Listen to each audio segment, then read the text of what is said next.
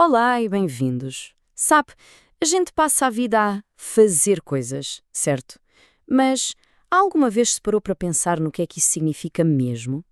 Parece uma pergunta simples, mas acreditem, é uma das questões mais profundas e intrigantes de toda a filosofia. Hoje vamos mergulhar de cabeça na filosofia da ação para tentar desvendar um pouco deste mistério. Para começar, pensem nisto. O que é que diferencia um espirro de um aceno? Fisicamente, os dois são apenas movimentos do nosso corpo. Mas intuitivamente, a gente sabe que são coisas completamente diferentes, não é? Um simplesmente acontece, é um acontecimento. O outro é algo que nós fazemos, é uma ação. E é exatamente esta diferença, que parece tão óbvia, que dá o pontapé de saída para toda esta discussão. Então, para nos orientarmos nesta exploração, vamos seguir este mapa. Primeiro, vamos tentar perceber a diferença entre uma ação e um simples acontecimento. Depois, vamos mergulhar na grande pergunta: o que é que define uma ação?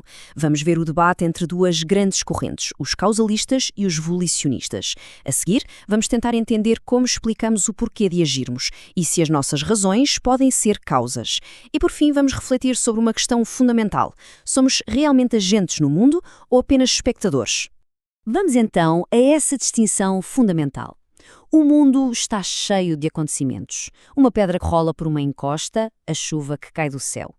Mas também está cheio de ações. Alguém que chuta essa pedra, alguém que abre um guarda-chuva. A grande questão é: o que é que nos transforma em agentes, em protagonistas, em vez de sermos apenas peças passivas a serem movidas no grande tabuleiro do universo? E o mais curioso é que, olhando de fora, o resultado físico pode ser exatamente o mesmo. A pedra rola montanha abaixo, quer tenha sido chutada por alguém ou simplesmente se tenha soltado. A diferença, portanto, não pode estar no mundo exterior. A chave tem de estar em algo dentro de quem age. É aí que entram as nossas intenções, as nossas crenças, os nossos desejos. E isto leva-nos direitinhos à primeira grande questão filosófica desta área. Como é que podemos definir com precisão o que é uma ação? Onde é que a gente traça aquela linha que separa um movimento corporal qualquer daquilo que nós ativamente fazemos? Bom, para tentar responder a isto, surgiram ao longo do tempo duas teorias principais que podemos ver como duas equipas num grande debate. De um lado, temos os causalistas, do outro, os volicionistas. Vamos tentar perceber o que cada um defende. A primeira abordagem, a dos causalistas, sugere que, para entendermos uma ação, temos de olhar para o passado. Para eles, o que transforma um movimento numa ação não é o movimento em si, mas sim a história que o causou, a cadeia de eventos que levou até ele. Um dos grandes nomes desta teoria foi o filósofo Donald Davidson. Para ele, a fórmula era relativamente simples. Uma ação é um evento que é causado, da maneira certa, por um par de estados mentais, um desejo e uma crença. Por exemplo, se eu quero beber água, isso é o desejo, e acredito que para isso tenho de ir à cozinha, essa é a crença, e essa combinação causa o meu movimento, então ir à cozinha é uma ação. A intencionalidade, que para ele é a marca da ação, nasce justamente desta causa mental. Mas muitos filósofos não ficaram convencidos. Espera lá, quer dizer que a essência de uma ação está em algo que aconteceu antes dela? A teoria alternativa diz que não. Diz que aquilo que faz de algo uma ação é uma qualidade que está dentro do próprio ato, e não na sua causa. E esta é a visão dos volicionistas. Para pensadores como o Hugh McCann, a ação real é o ato mental de querer, de decidir, de ter a vontade de fazer algo. A isso eles chamam volição. O movimento do corpo que se segue, bem, isso é só uma consequência, um efeito secundário. A ação mesmo, o fazer, acontece primeiro na nossa mente. A pessoa age no momento em que quer levantar o braço. O facto de o braço se levantar a seguir é quase como se fosse uma tarefa que o mundo cumpre. Portanto, para resumir este primeiro grande debate, para os causalistas, a ação é um evento físico, mas um que tem uma causa mental especial. Para os volicionistas, a ação é o próprio evento mental e o movimento físico é apenas uma consequência. A grande questão aqui é: a ação está na causa que a antecede ou está no próprio ato de vontade? Ok, já exploramos um pouco o que é uma ação, mas agora vem a segunda grande questão que talvez seja ainda mais complicada. Como é que a gente explica uma ação? Como é que respondemos à pergunta: por que é que essa pessoa fez isso? Esta pergunta parece inofensiva, mas filosoficamente é uma bomba. Quando dizemos que fizemos algo porque tínhamos uma razão, o que é que esse porque significa exatamente?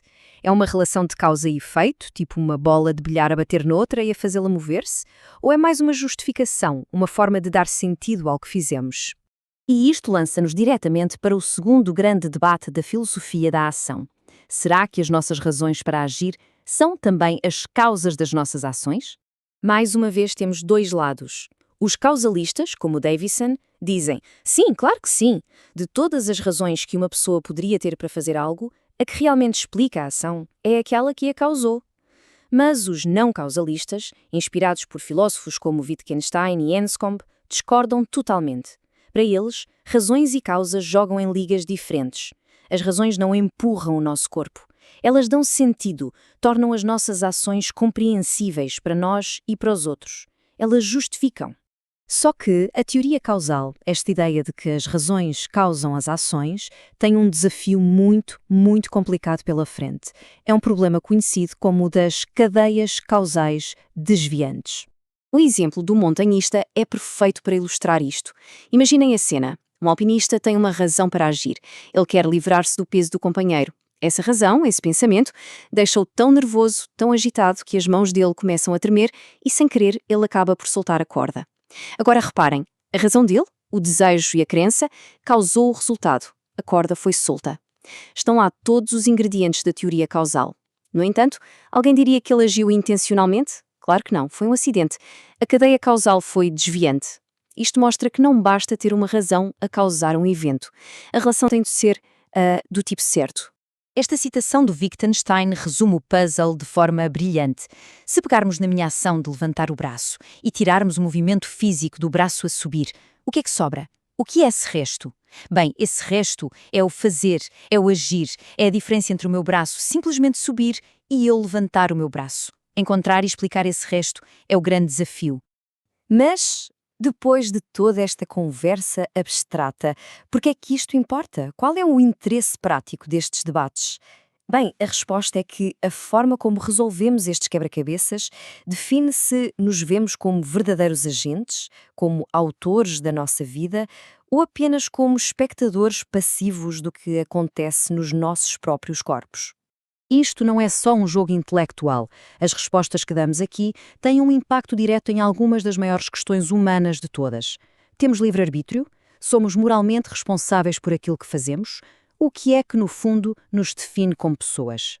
Pensem nisto. Se levarmos a visão causalista a um extremo, em que as nossas razões são apenas eventos físicos no cérebro a causar outros eventos físicos, então o significado mental das nossas razões, as nossas intenções e pensamentos, parece tornar-se irrelevante.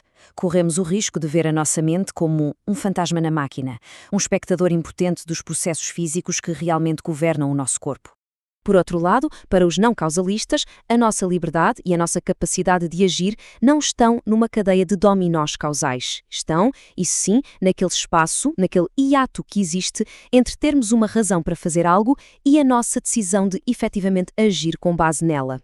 É nesse momento de pausa e reflexão que a nossa liberdade se manifesta. E terminamos com a pergunta que está no coração disto tudo. Ao olharmos para as nossas vidas, para as nossas escolhas, desde as mais pequenas às mais importantes, até que ponto podemos dizer, com toda a certeza, que somos os verdadeiros autores das nossas ações? Ou será que somos apenas o palco onde uma dança complexa de causas e efeitos se desenrola? A resposta que damos a esta pergunta, bem, ela define a nossa própria ideia de quem somos.